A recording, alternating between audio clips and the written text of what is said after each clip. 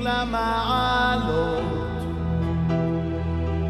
אשא עיניי להרים, מאין יבוא עזרי, עזרי מעימד. Bishut Marav Rabotai, avec la permission d'Hachem, j'espère que vous allez bien, que le bon Dieu vous protège, vous donne la santé et la joie. Et étant donné que cette semaine, on parle de Abraham, Yitzhak, Yaakov, et on parle aussi de Haï Sarah, la vie de Sarah, qu'elle était une grande tzadékette. Encore une fois, ce cours de Torah, et Ishmat, Suzanne Sarah, Gisèle, Bat Mesouda de Natania, Zechrona Livracha.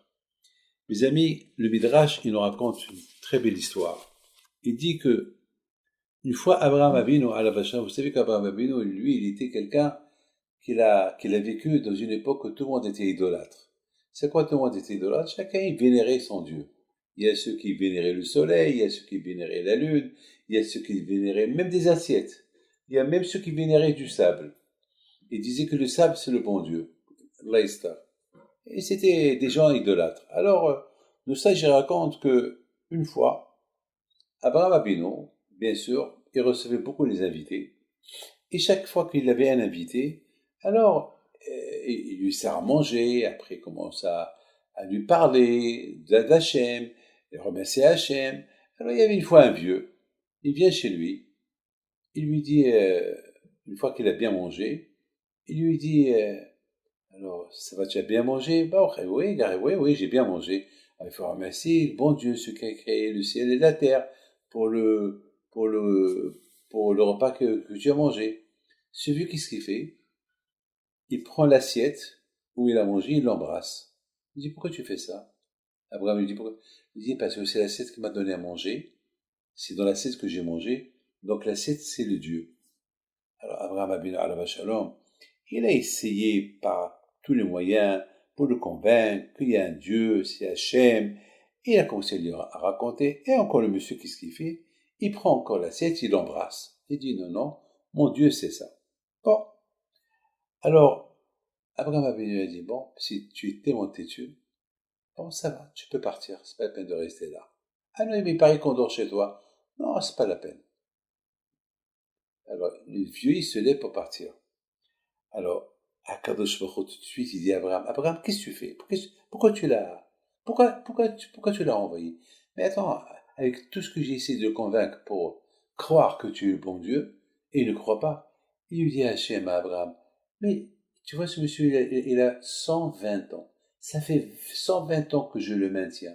Ça se fait 120 ans qu'il ne croit pas en moi, et malgré tout, je le maintiens. Peut-être un jour, il va prendre que j'existe. Et toi, après un repas que tu lui as donné, tu l'as jeté. Tout de suite, qu'est-ce qu'il fait Abraham? Il court derrière le vieux, il l'arrête. Il dit, excuse-moi que je t'ai dit de partir. Tu peux retourner, reste chez moi autant que tu veux, avec ton assiette, c'est pas grave. L'assiette, tu peux embrasser ton assiette. Vénère, elle a fait ce que tu veux. Hank, viens. D'accord, merci beaucoup. Il rentre chez lui, et Abraham, il l'a bien accueilli, il lui donne une belle chambre. Et le lendemain encore, il a dit, tu peux te reposer, tu es vieux, tu vas voyager loin. Après, je te donne des provisions pour voyager. Et ce vieux-là, il a commencé à réfléchir. Et à un moment donné, il lui a dit, j'ai vu beaucoup des gens qui croient dans l'idolâtrie, mais finalement, il n'y a que ton Dieu qui est le meilleur. Parce que ce que tu as fait, ça ne peut être que quelqu'un qui est convaincu qu'il est un Dieu. Alors, je peux rester avec toi un peu. Apprends-moi un peu sur ton Dieu, le Dieu qui a créé le monde. Et je vais, à mon âge, j'étais bête. À mon âge, j'ai cru que j'avais raison. Finalement, je vois que c'est des dieux, l'assiette. C'est quoi l'assiette? L'assiette, on se casse. C'est de la folie tout ça. C'est de l'idolâtrie. Les amis, c'est pour ça que me disent que celui qui rend quelqu'un dans le droit chemin, celui qui rend quelqu'un de la teshuva, comme si ce monsieur-là, qui l'a rendu teshuva, comme s'il a créé. Vous savez, mes amis, on dit que lorsque quelqu'un, il fait teshuva, comme s'il vient de naître. Akadosh Baruch Hu pardonne tout son passé, et comme s'il vient de naître. Mes amis, vous savez qu'à notre époque, mes amis, les tentations, ils sont graves, ils sont énormes. Et pour être attaché à la Torah, c'est pas facile. Voilà, à un moment donné, on a cru qu'avec le Corona, on allait changer, on a commencé à dire qu'il n'y a qu'Hachem, il n'y a que Hachem, il n'y a que Hachem. Comment le monde a changé. Mais malheureusement, le Corona, il a duré trop longtemps. On s'est habitué avec le Corona. Et maintenant, les gens, vous savez, j'ai crié sur quelqu'un. Parce qu'il ne fait pas attention. Il a tellement fait attention au départ, et il a plus fait, après il a dit, allez, ça suffit. Il voulait un peu se balader, il voulait un peu. Malheureusement, il est parti en Grèce. Parce que Grèce, là-bas, il pouvait passer des vacances. Eh ben, malheureusement, en Grèce, il a eu le Corona là-bas. Et aujourd'hui que je vous parle, il est toujours en Grèce, entre la vie et la mort. Entre la vie et la mort. Ça veut dire, à Bretagne, il faut faire attention. Il ne faut pas qu'on s'habitue avec le danger. Vous savez, si vous avez chez vous à la maison un flacon du poison, vous avez peur, même qu'il est là-bas placé, vous toujours faites attention que personne ne le touche, passez du poison.